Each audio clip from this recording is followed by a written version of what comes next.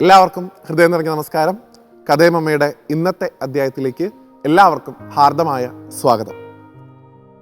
നമ്മുടെയൊക്കെ വീടുകളിൽ നമ്മളെപ്പോഴും പല സന്ദർഭങ്ങളിലും വിശേഷമായിട്ടുള്ള അവസരങ്ങൾ വരുന്ന സമയത്ത് ഒരു ആചാരനെ കൊണ്ട് വീട്ടിൽ കഴിപ്പിക്കുന്ന പ്രധാനപ്പെട്ട വഴിപാടുകളിൽ ഒന്നാണ് ഗണപതി ഹോമം. ഈ ഗണപതി ഹോമത്തെക്കുറിച്ചാണ് ഇന്നത്തെ അധ്യായത്തിൽ നമ്മൾ സംസാരിക്കുന്നത്.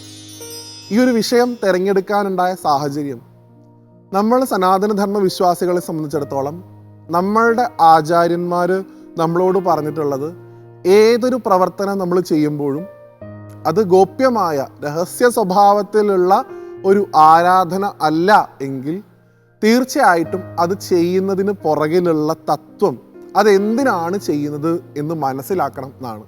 വെറുതെ ആരെങ്കിലും എന്തെങ്കിലും ചെയ്യുന്നു എന്ന് പറഞ്ഞ് ആ വഴിയെ തന്നെ സഞ്ചരിക്കണം എന്ന് നമ്മുടെ പൂർവികരോ ഭാരതത്തിൻ്റെ ഋഷിയോ നമ്മളോട് പറഞ്ഞിട്ടില്ല.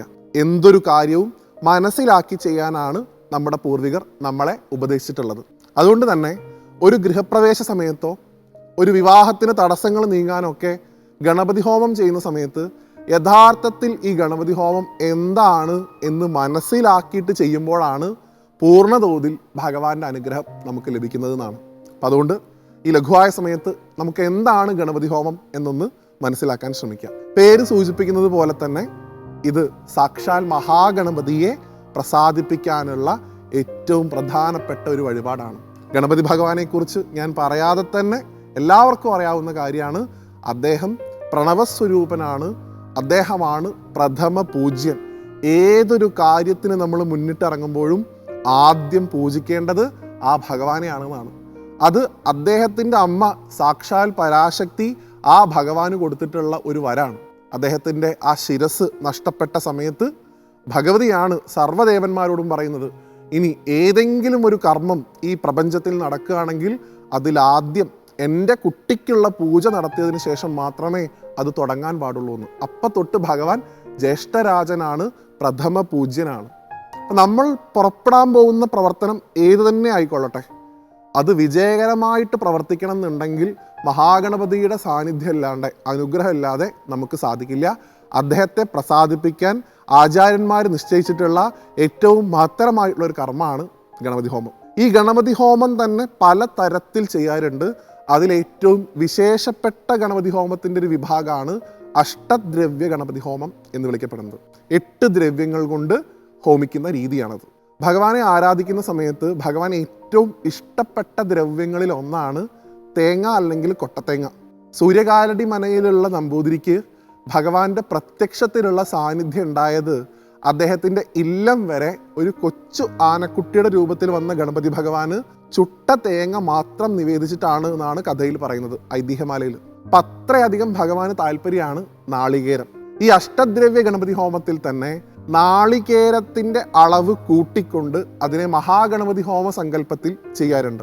ഏറ്റവും ചുരുങ്ങിയതൊരു 8 നാളികേരം, അല്ലെങ്കിൽ 18 നാളികേരം, 108 നാളികേരം, 1008 നാളികേരം, അങ്ങനെ മുകളിലേക്ക് ക്രമപ്പെടുത്തി എത്രത്തോളം നാളികേരം ഭഗവാന് സമർപ്പിക്കാൻ സാധിക്കുന്നുണ്ടോ അത്രത്തോളം നാളികേരത്തെ ഹോമിച്ചുകൊണ്ട് അതിനോടൊപ്പം തന്നെ വിശേഷപ്പെട്ട ദ്രവ്യങ്ങളൊക്കെ ഹോമിക്കാറുണ്ട്. ഇപ്പം മുക്കുറ്റി പോലുള്ള ഔഷധ ചെടികൾ, അതുപോലെ തന്നെ ആൽമരത്തിൻ്റെ പോലുള്ള വേരുകൾ, പ്ലാവിൻ്റെ തടി, ഇതൊക്കെയാണ് ഈ ഒരു ഹോമത്തിന് വേണ്ടിയിട്ട് തിരഞ്ഞെടുക്കുന്നത്.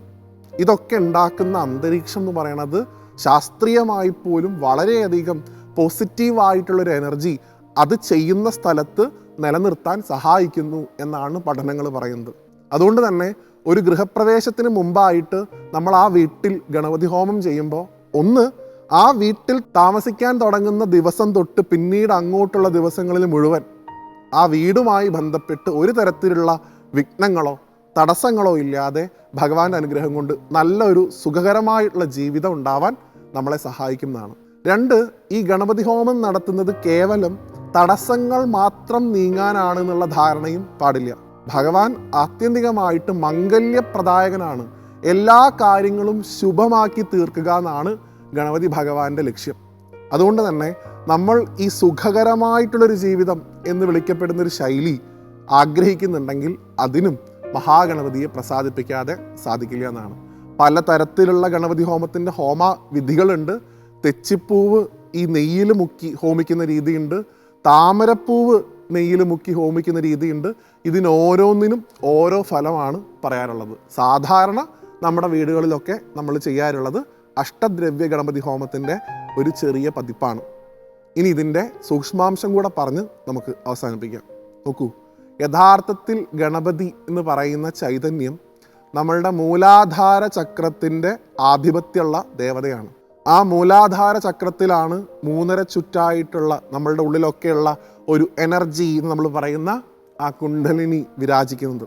അതിൻ്റെ കാവൽ സ്ഥാനമാണ് ഗണപതിക്കുള്ളത്. ആ കുണ്ഡലിനി ശക്തി മുകളിലേക്ക് ഉയർന്നാൽ മാത്രമേ നമുക്ക് ജീവിതത്തിൽ മോക്ഷം സംഭവിക്കുകയുള്ളൂ. അപ്പോൾ ആദ്യം തന്നെ ആ ശക്തി മുകളിലേക്ക് വരണം എന്നുണ്ടെങ്കിൽ അതിൻ്റെ ആധിപത്യമുള്ള ആളെ പ്രസാദിപ്പിക്കണം. അതാണ് ഗണപതി.